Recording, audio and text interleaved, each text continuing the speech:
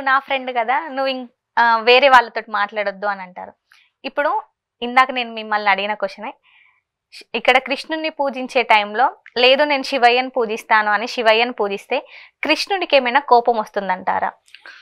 ఏ దేవతకి కోపం రాదు, సెలక్షన్ మందే.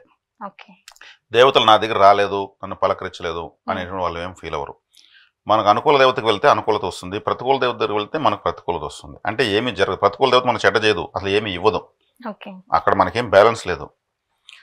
అప్పుడు మనకేం ఆ గుడికి వెళ్తుంటే నాకు ఫలితం రాలేదు, నేను పోయి ఏడుస్తున్నాను, ప్రార్థిస్తున్నాను, 3 నెలలుగా చూరుతున్నాను అంటారు. అసలు ఆ గుడిలో అనుమతి లేదు మీకు, అది మీకు తెలియదు. ఆడ దేవుడు ఫీల్ అయ్యేది ఏముండదు, దేవుడు ఎటువంటి ఫీలింగ్స్ కంతా లేడు. అక్కడ మీకు మీ జాతకం, మీ చాట్లో, మీ పూర్వజన్మ సుకృతంలో పలానా దేవత దగ్గర మీకు అనుమతి లేదు. 3 కోటి దేవతలు ఉన్నారు, 3 కోటి దేవతలు చెప్పి ఎప్పుడు మనం పూజించే రోజుకో దేవతను పూజిస్తే కూడా జీవితం సాలదు. మీ జాతకరీత్యా మీకు అనుకూల గ్రహాలు, ప్రతికూల గ్రహాలు, ప్రతికూల గ్రహాలకు సంబంధించినటువంటి ఆహారము, కలరు, వస్తువులు, వస్త్రాలు అన్నీ దూరం పెట్టాలి. అనుకూల దేవతలకు సంబంధించినటువంటి ఆహారము, ఆరాధన, నక్షత్రాలు, సమయాలు చార్ట్ తీసుకోవాలి.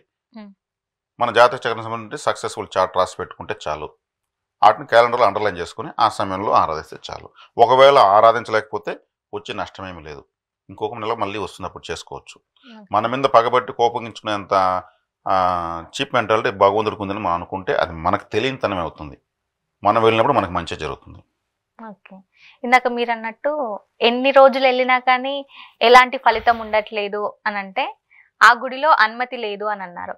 అంటే వేరే దేవుని నమ్మకుండా ఒకే దేవుని నమ్ముతూ జీవిత కాలం పూజించిన ఎలాంటి ఫలితం ఉండదు అంటారా? మరి అంటే ఎవరిని ఆరాధించాలి అనేది మేము మార్కింగ్ చేసి ఇస్తామని చెప్పాం.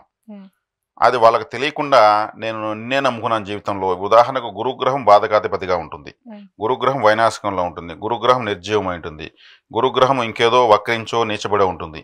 వాళ్ళకి ఆ విషయం తెలియదు. వాళ్ళు ఏదైనా గురువుల ఆశ్రమాలకు, గురువు చరిత పారాయణాలు, ఏదైనా పీఠాలకు వెళ్ళి కొంతమంది సిద్ధ పురుషులను ఆరాధించడం చేస్తూ ఉంటారు. వాళ్ళ కష్టాలు ఏం తీరవు. నేను గురువుని నమ్ముకున్నాను అంటూ ఉంటారు.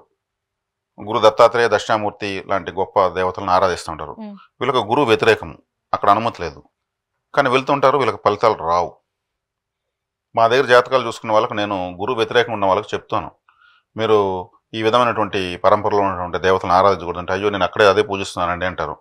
మీరు అక్కడ పూజించి మీకు అన్ని మంచి జరుగుంటే నాకేంటి జాతకం ఇచ్చారని చెప్తాను. పక్కపక్క నవ్వేస్తారు.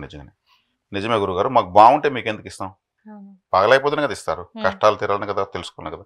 మీకు బాగలేదు కాబట్టి మీకు ఇప్పుడు ఎన్ని సంవత్సరాలు చేస్తున్నారు, 10 సంవత్సరాలుగా పలానా సో గురువుకు సంబంధించిన ఆరాధన చరిత్ర, గురు చరిత్ర పారాయణలు ఏదో చేస్తూ ఉంటారు. ఫలితం లేదు కాబట్టి ఎవరైనా సరైన జ్యోతిషుడు ఉంటే చెప్తాడే మనిషి. అదే పలానా దేవతను ఆరాధిస్తే మీకు మంచి జరుగుతుంది అంటే, అయ్యో నేను లాస్ట్ ఇయర్ పోయి వచ్చినంటే నాకు వెంటనే ఒక పని అయింది, నాకు వీసా వచ్చింది, నాకు ప్రమోషన్ వచ్చింది, నాకు మ్యారేజ్ సెట్ అయింది, మళ్ళీ నాకు ఈ విషయం తెలియకుండా మళ్ళీ అంతటితో ఆపేశాను, ఇప్పుడే కూడా కంటిన్యూ చేసుకోండి. నేను అలా గుర్తు చేయగానే వాళ్ళకి అదే గుర్తు వచ్చేస్తుంది. నాకు తెలియకుండా వెళ్ళాను ఆ టెంపుల్కి, అక్కడి నుంచి గుళ్ళోంచి బయట రాగానే ఫోన్ వచ్చింది నాకు అంటారు. యోగి ఆలయం, లగ్నాధిపతి ఆలయం, అంతే సింపుల్. వాళ్ళ స్వీయ అనుభవాన్ని నాకు అప్పుడే చెప్తారు. మరి అదే చేసుకోండి. మంచేదో ఇసుక చక్కెర కలిసి ఉంటుంది, చక్కెర ఎత్తుకోవాలి మనము. ఇసుకతో కలిపి ఎత్తుకుంటే చీమలు ఏం చేస్తే చక్కెర ఎత్తుకుంటున్నాయి. సేమ్ అదే మేము ఆ సెగ్రిగేషన్ చెప్పించేస్తాం. సింపుల్ అయిపోయింది. అప్పుడు ఏమైంది, లైఫ్ టైం యోగిని పట్టుకోవచ్చు, లగ్నాథిని పట్టుకోవచ్చు. ఇప్పుడు ఇంత సులభంగా మేము పరిహారాలు చూపించినప్పుడు ఇక్కడ యజ్ఞాలు, హోమాలు, ₹1,00,000 ఒక యజ్ఞము, ఇంకేదో 50,000 రూపాయల పూజ, ఇటువంటివి అవసరం లేదు. అది ఒక పెద్ద వ్యాపారం. అటువంటివి ఏమి ఇక్కడ ఉండవు. మా తంత్ర జ్యోతిషంలో అవి మేము పెద్దగా చెప్పం. చాలా తక్కువ స్థాయిలోనే ఉంటాయి ఖర్చులు, వాళ్ళు పెట్టుకోగలిగినవే ఉంటాయి. నిజంగా డబ్బున్న వ్యక్తి వస్తే కూడా ₹1,00,000 పరిహారం మా దగ్గర లేవు, వాళ్ళు అడిగితే కూడా లేవు. కాకపోతే ఒక గ్రామానికి, పేద గ్రామానికి ఏదన్నా వస్త్రదానము, నీటి దానము ఇవి చెప్పేస్తాం కావుంటాయి. ₹1,00,000 ఖర్చు పెట్టి చేయండి కాబట్టి ఒక గ్రామానికి వాళ్ళకి ఆ శక్తి ఉంది కాబట్టి చేయొచ్చు. ఒక గోశాలకు ఒక లారీ కసువు తీసేయమని చెప్తాం. అదే లేని వ్యక్తి వస్తే ₹100 చందా గడ్డు గోశాలకు గడ్డికి అని చెప్తాం. రెండు గోసేవే, వాళ్ళ శక్తికి అది, వీళ్ళ శక్తికి అది. అవసరం లేనివి క్రియేట్ చేసి చెప్పి డబ్బులు ఖర్చు పెట్టేసి అది ఒక పాతకం, దాన్ని అకౌంట్లో వేసుకునేంత ధైర్యం నాకు లేదు.